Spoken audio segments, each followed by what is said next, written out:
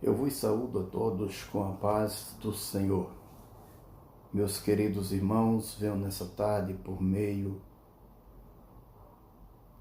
da Assembleia de Deus, do Ministério Kennedy, agradecer a Deus por esta oportunidade, ministério o qual, por misericórdia de Deus, cuidamos aqui na terra.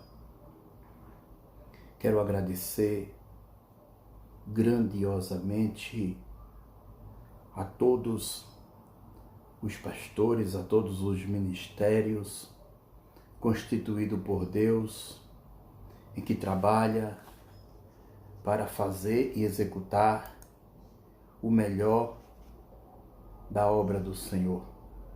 É gratificante nos dias tão tristes em que estamos vivendo. É muito gratificante poder ver que o Senhor tem verdadeiramente nos abençoado, nos dado graça, cuidado da nossa casa, da nossa saúde, da nossa família. E nós temos a incumbência e o propósito de continuar fazendo a vontade do Senhor. Realmente, nos dias que estamos vivendo, está um pouco complicado, porque muitos estão preocupados porque a igreja está fechada. E eu tenho dito sempre que a igreja que está fechada é a igreja física, a igreja templo, paredes, obra, a igreja organismo. Ela continua em atividade para aqueles que têm propósito de fazer a obra do Senhor. Temos isso que muitos os ministérios se recuaram, fecharam as suas gavetas, fecharam as suas portas e entraram no anonimato, porque a palavra do Senhor mesmo diz que ao fim dos tempos muitos são chamados, mas poucos são os escolhidos. E eu sou grato a Deus. Alguns pastores, um certo tempo atrás, me questionaram, me perguntando: pastor, é possível a pessoa ser ligada a um ministério e ter um ministério constituído? Eu digo, é possível sim. É claro que é possível. A nossa Constituição deixa muito bem claro este ponto. E a nossa União de Advogados das Igrejas Evangélicas do Brasil, dos quais somos ligados, tiramos todas as informações e instruções, e é possível sim, porque você é e eu voluntariamente, e você voluntariamente você pode fazer parte de quantas entidades necessário for pertinente no momento e preciso, desde que você obedeça e respeite o sistema hierárquico de cada uma delas. Então venho aqui nesta tarde em nome da Assembleia de Deus, do Ministério Kennedy, e quero fazer, antes de nós entrarmos na Palavra de Deus, alguns agradecimentos. Meus amados, por misericórdia de Deus, a Assembleia de Deus Kennedy tem um projeto de humanização e ajuda para as pessoas, aqueles em que necessita e que verdadeiramente possa comprovar que necessita.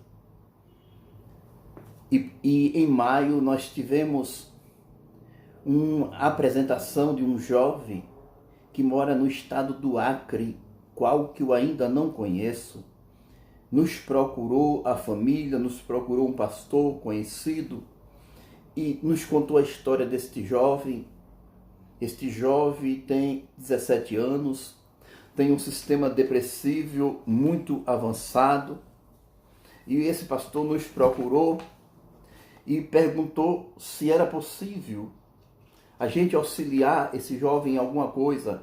Este jovem precisava, meus amados, na verdade, de uma bicicleta, porque ele anda, aliás, 11 quilômetros para ir fazer uma sessão psiquiátrica e num lugar extremamente perigoso.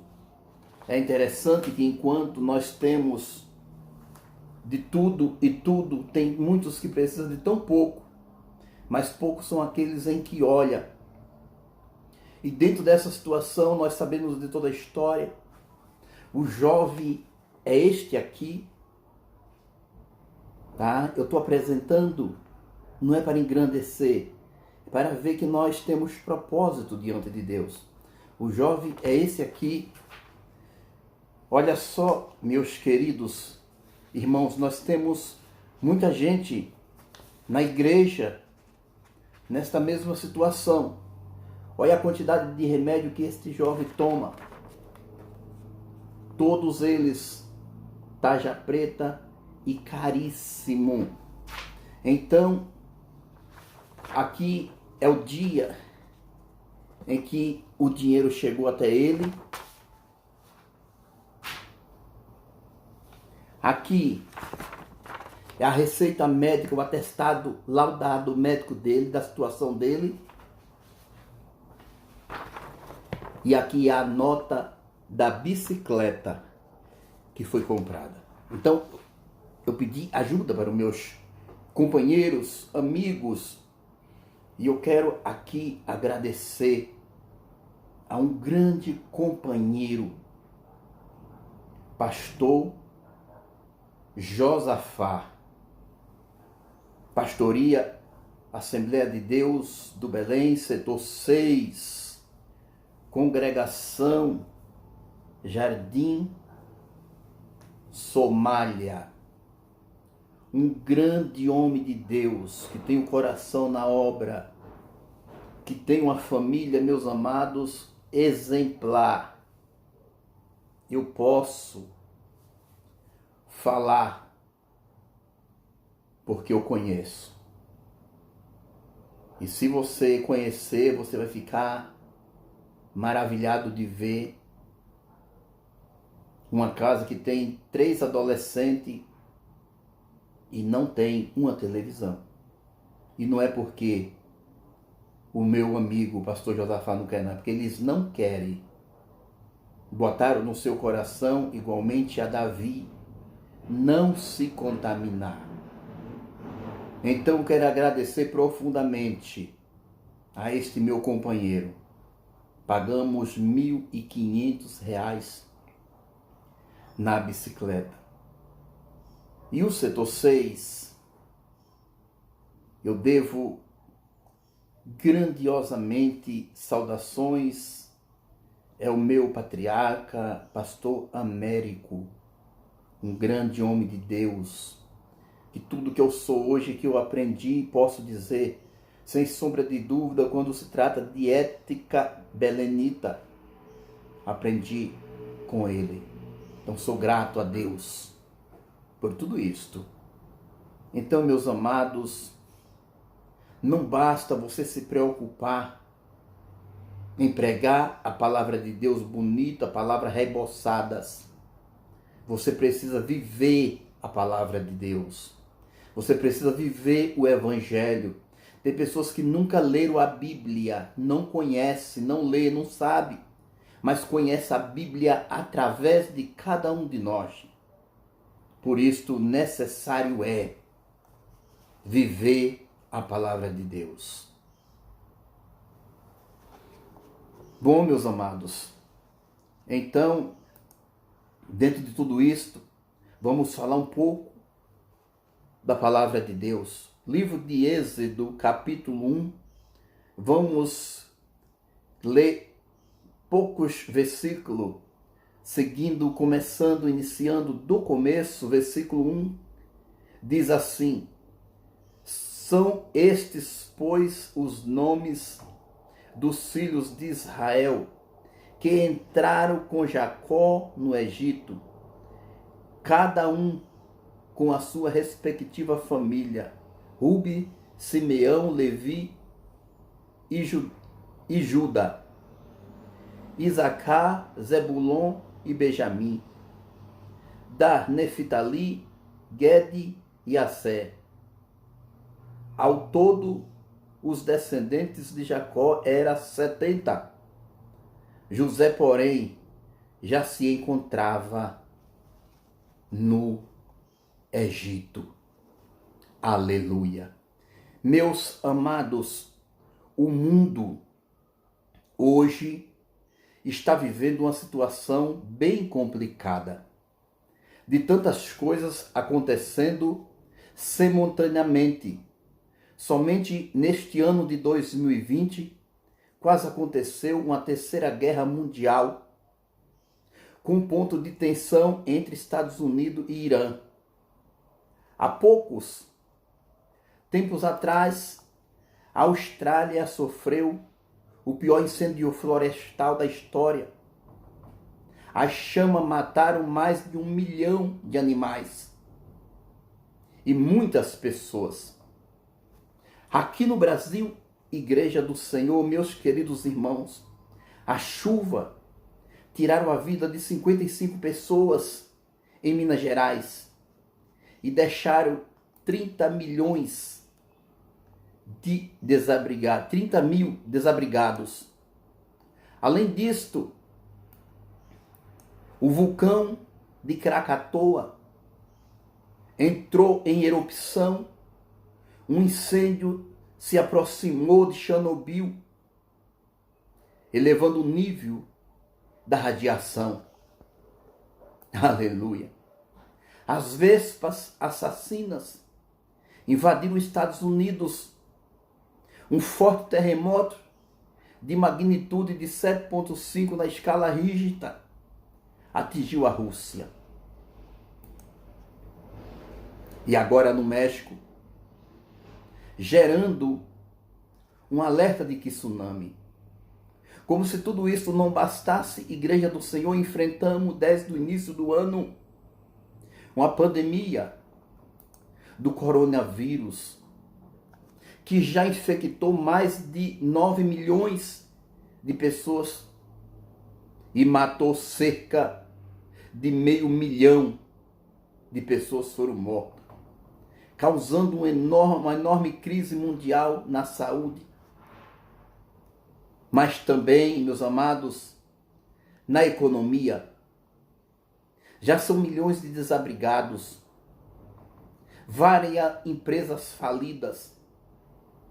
Até o momento, tudo isto, como que isso já não fosse suficiente para nos assustar e nos mostrar que realmente estamos vivendo o fim dos tempos escrito na Bíblia.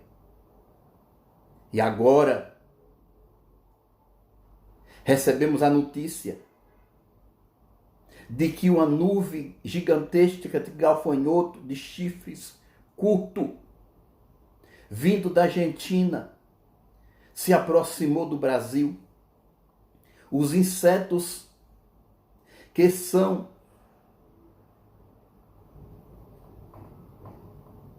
das pragas do Egito, descrita na Bíblia, porém,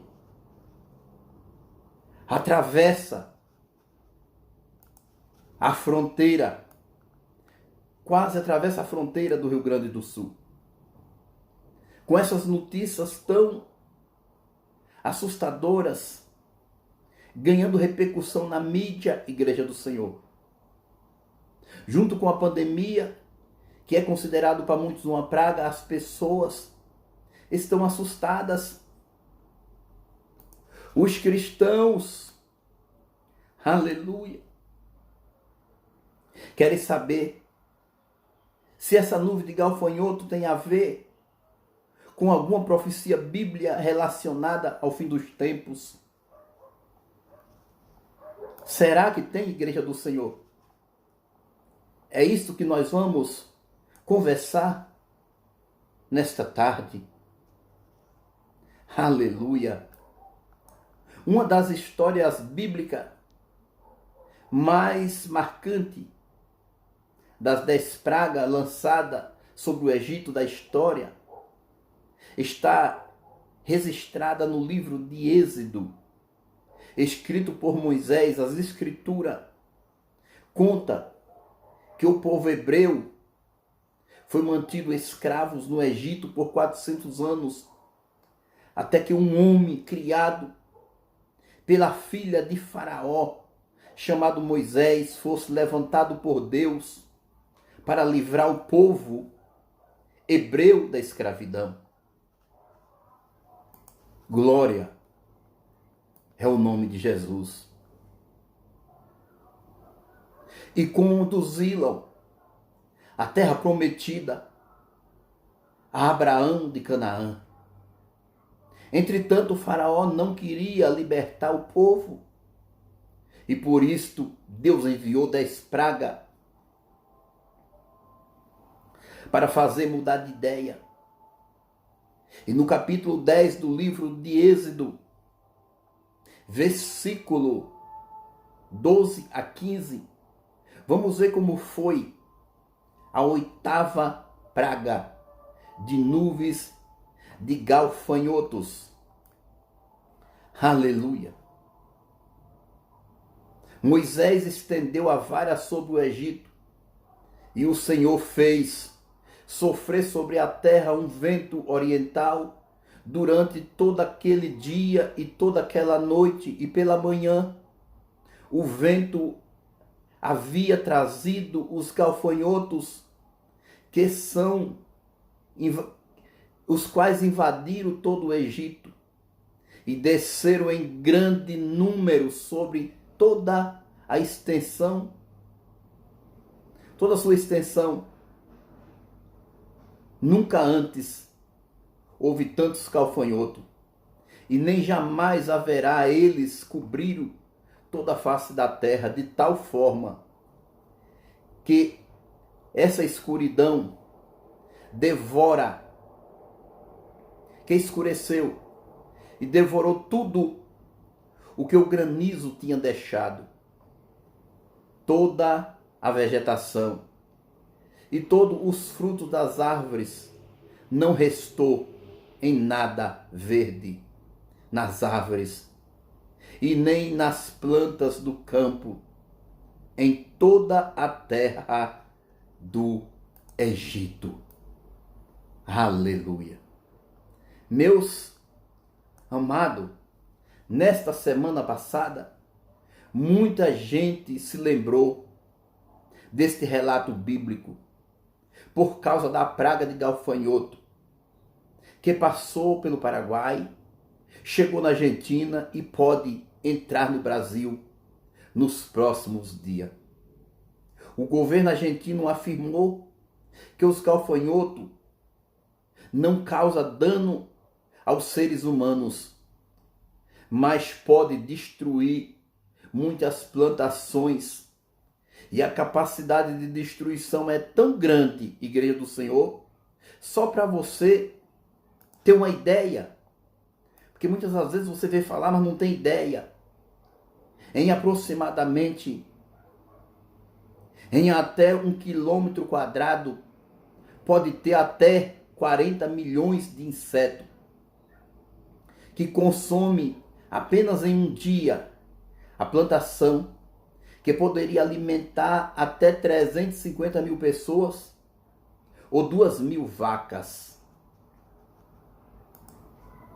Mas será que isso tem a ver com alguma profecia bíblica? Será que é um sinal de que Jesus está voltando? Igreja do Senhor. Segundo a tradição judaica, as 10 pragas vão reaparecer antes da chegada do Messias. Mas, entretanto, meus queridos irmãos, nós cristãos sabemos de que Jesus já veio neste mundo e de que, na verdade, estamos próximos à sua segunda vinda, onde ele vem Alábria súbia, buscar a sua igreja. No livro de Miqueias, capítulo 7, existe uma profecia muito importante e muito interessante sobre o dia que fará o fim dos tempos, sobre o que Deus fará ao fim dos tempos, desde que está escrito está escrito assim, Igreja do Senhor, como nos dias em que você subiu ao Egito, ali mostrarei as minhas maravilhas. Aleluia. Há séculos, os judeus acreditam de que assim como Deus atingiu os gentios, os egípcios, e com as 10 pragas, ele fará a mesma coisa no mundo. Todas as coisas pertencem a Deus. E todas as pragas que atingiram o Egito foi como uma punição de Deus, porque a nação de Israel não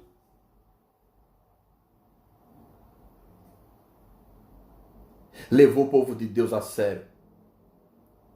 A nação de Israel foi punida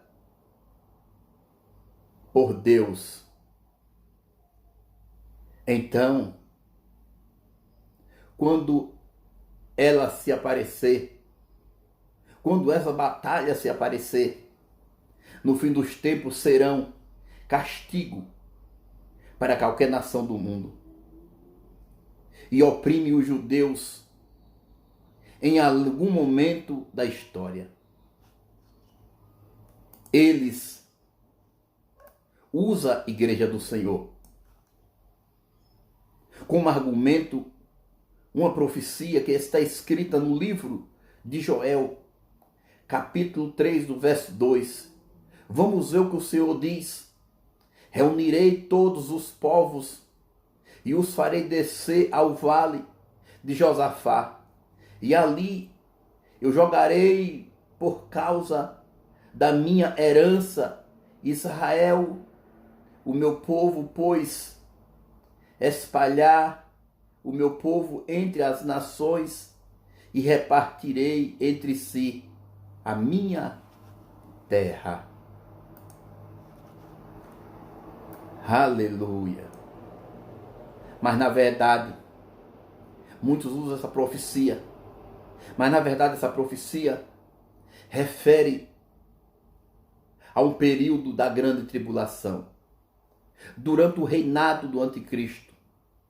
A Bíblia diz que durante os últimos dias do seu governo maligno, Deus derramará a sua ira sobre a terra.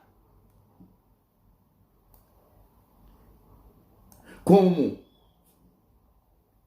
Deus vai derramar? Com pragas, sofrimento. E todos aqueles que o negam e continuam nos maus caminhos, porém ainda assim as nações não se arrependem. E é o que nós estamos vendo aí. E ainda blasfêmia contra o nome do Senhor Jesus. Então, no final dos 7 anos da grande tribulação, Israel será cercado no monte negado pelas nações que se juntaram ao anticristo, no lugar chamado Armagedon. Esta batalha durará pouco tempo, Igreja do Senhor, porque os inimigos serão destruídos pelo Senhor Jesus Cristo, sem qualquer esforço da parte dele. E no capítulo 1 do livro de Joel, fala sobre uma invasão de gafanhoto que devasta a nação de Judá. Isso faz com que o povo se volte para Deus e clame para que Ele livre deste castigo. Mas, nas Escrituras, a praga de gafanhoto é um símbolo do juízo de Deus. E ao mesmo tempo, Ele permite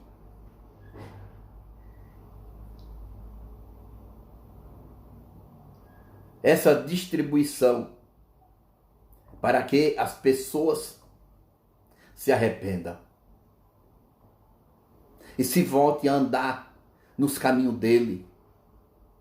E diante desta nuvem de gafanhoto que se aproxima do Brasil, não podemos afirmar que ela seja o juízo de Deus por causa da nossa desobediência. Hoje nós somos crentes desobedientes. Nós somos crentes que não meditamos na palavra de Deus e seguimos fakes, notícias negadas.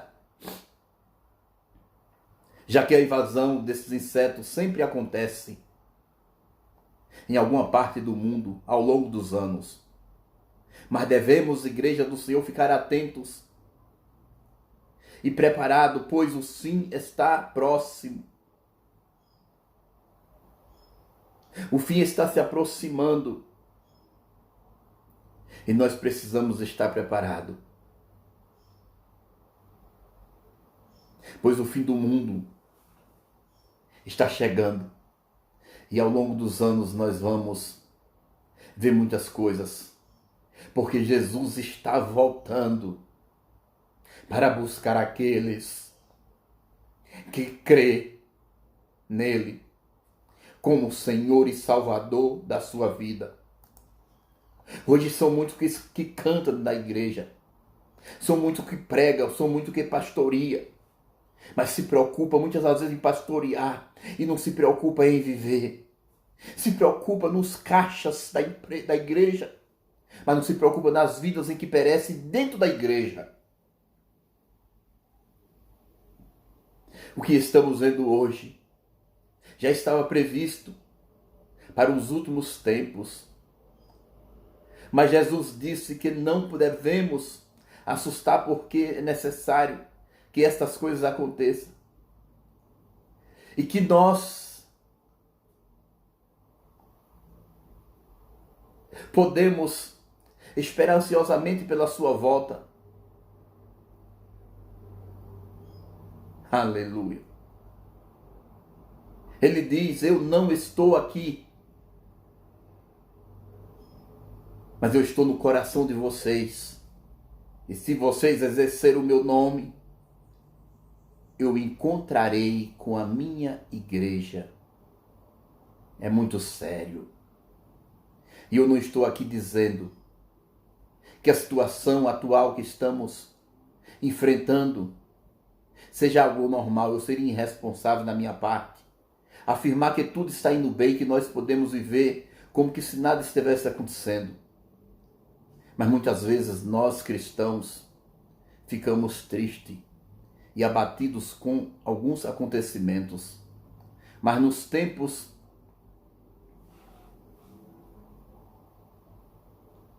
que estamos vivendo, nós ainda temos algo importante.